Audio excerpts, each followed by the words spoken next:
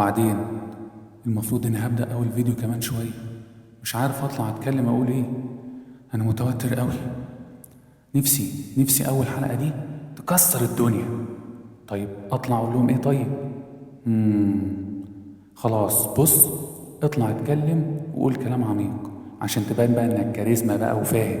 يا عم اليوتيوب مليان كاريزمات مش ناقصة وممكن تقلش مني. طيب اطلع وقول نكت للناس بقى عشان يقولوا عليك دمك خفيف والناس تحبك. الشمس كل يوم بتطلع الصبح وتقابل القمر، تقول له منور يا قمر. القمر بقى يرد عليها ويقول لها ايه؟ ها بنورك. هاي. ولا اوعى تقول كده يالا، الناس هيبلكوك خالص من الحياة كلها. اوعى تطلع تقول كده. لا يا عم انا مش ناقص، مش هطلع اقول كده طبعا، استحالة. طب بص، خليك على طبيعتك خالص واطلع كده. خد نفس عميق بقى وتوكل على الله. ايوه، اكشن. السلام عليكم ورحمة الله وبركاته. أهلا بيكم في أولى حلقات قناة علومجي. زي ما شفنا كلنا في البرومو بتاع القناة إن قناة علومجي هتتكلم في كل ما هو ليه علاقة بعلوم الفلك والفضاء والتصوير الفلكي. لو أنت لسه ما شفتش الفيديو بتاع البرومو بتاع القناة ممكن تشوفه من هنا. من ضمن أهم الحاجات اللي هنقدمها في قناة علومجي إن شاء الله هي كورس كامل عن التصوير الفلكي، وهيكون بإذن الله باللغة العربية.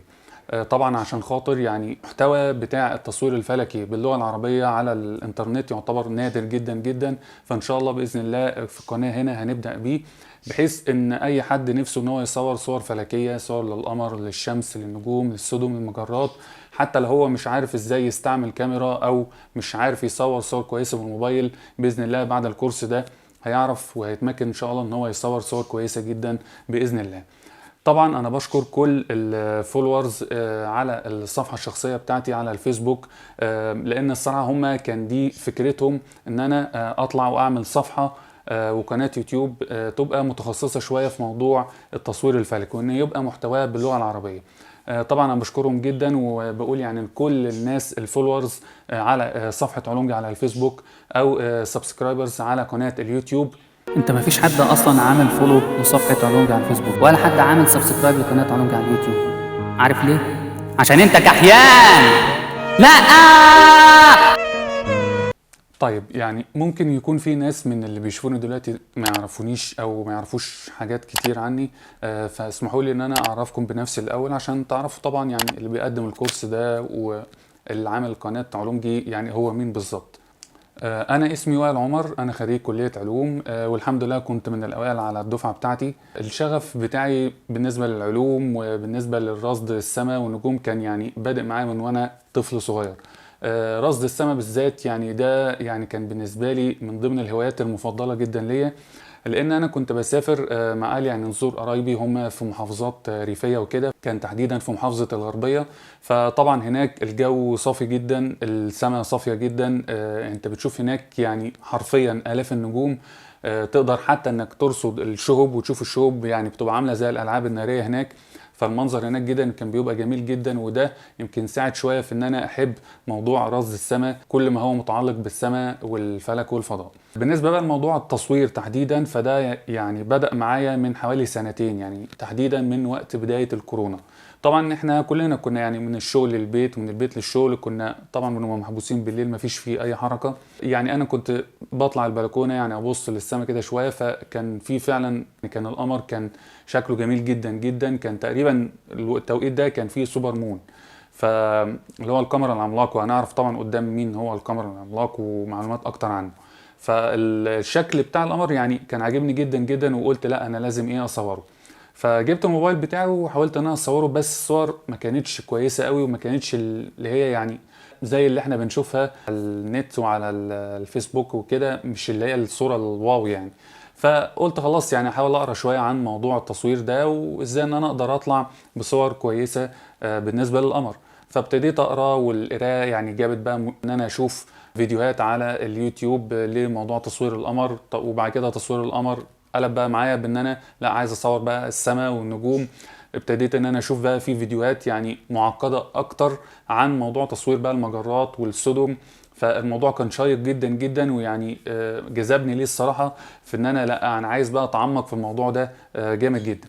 فالحمد لله يعني يمكن بعد شهر من الموضوع ده طلعت يعني صورت اول صورة ليا كانت للقمر، وعملتها حتى يعني سميتها القمر الملون، لان استعملت فيها يعني شوية بروسيسنج كده وطرق معالجة عشان خاطر تطلع الالوان بتاعت القمر.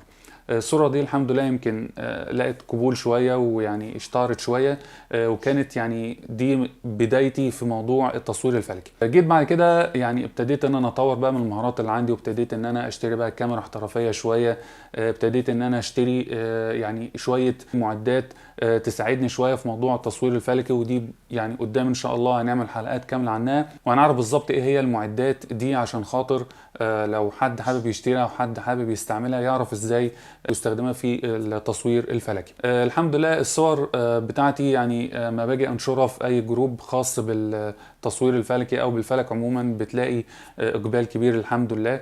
في صور ليا اتنشرت في صفحة سكاي، ودي بيشرف عليها علماء من وكالة ناسا وجامعة ميشيغان، وتعتبر يعني من اشهر الصفح بالنسبة لموضوع الصور الفلكية.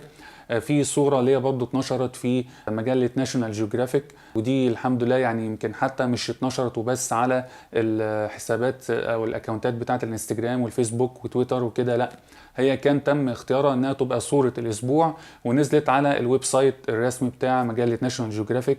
فطبعا انتوا عارفين يا جماعة يعني ناشونال جيوغرافيك يعني احسن مصورين في العالم بيبقوا شغالين مع ناشونال جيوغرافيك، فيعني حس ان هم يختاروا صورة ليا، فدي يعني حاجة اسعدتني جدا جدا يعني. كان في برضو موقع سبيس الامريكي، وده من ضمن اشهر المواقع المتخصصه في موضوع علم الفلك والصور الفلكيه، كانت اختارت صوره ليا برضو للهارت نبيولا او سديم القلب انها تبقى ايمج اوف ذا داي. فطبعا من وسط يعني الاف الصور اللي بتوصل لهم ان هم برضو اختاروا صوره ليا، طبعا دي حاجة كانت جميلة جدا وحاجة طبعا اعتز بيها جدا جدا.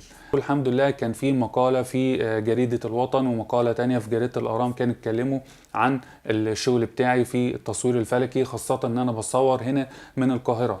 انتوا عارفين طبعا التصوير الفلكي يعني عشان يبقى سهل شوية المصورين بيطلعوا اماكن في الصحراء تبقى بعيدة جدا جدا عن المدن، عشان خاطر ما تتأثرش بالتلوث الضوئي اللي موجود في المدن دي، لان الضوء يعني زي ما نعرف قدام يعني بيبقى زي بالظبط كأنه ستارة. الضوء اللي بيطلع من المدن والمباني والشوارع وكده بيطلع فوق بيبقى بينعكس طبعا في طبقات الجو اللي فوق، وبيعمل كأنه ستارة بيحجب طبعا تفاصيل النجوم والسدم عن انها توصل لنا.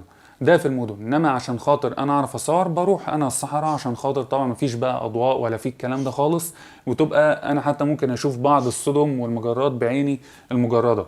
فتخيلوا بقى لما استعمل كاميرا كمان، فالصور بيبقى اسهل بكتير في مناطق الصحراويه اللي بعيده عن المدن.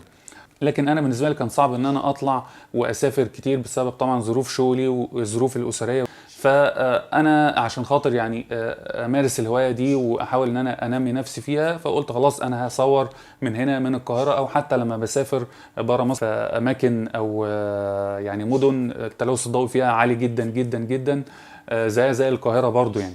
فقلت خلاص يعني انا اعمل ايه، فابتديت ان انا يعني احاول بقى ان انا انمي مهارتي في موضوع البروسيسنج او المعالجه شويه. ابتديت ان انا اشتري شويه اكويبمنت او معدات اكتر عشان خاطر تساعدني في موضوع التصوير الفلكي، والحمد لله قدرت ان انا يعني اطلع صور كويسه جدا جدا بفضل الله، واتنشرت في يعني جريده الاهرام وجريده الوطن اتكلموا عن الشغل اللي انا بعمله ده الحمد لله بفضل الله. طبعا انا دخلت الحمد لله برضو مسابقات كتيره في موضوع التصوير الفلكي،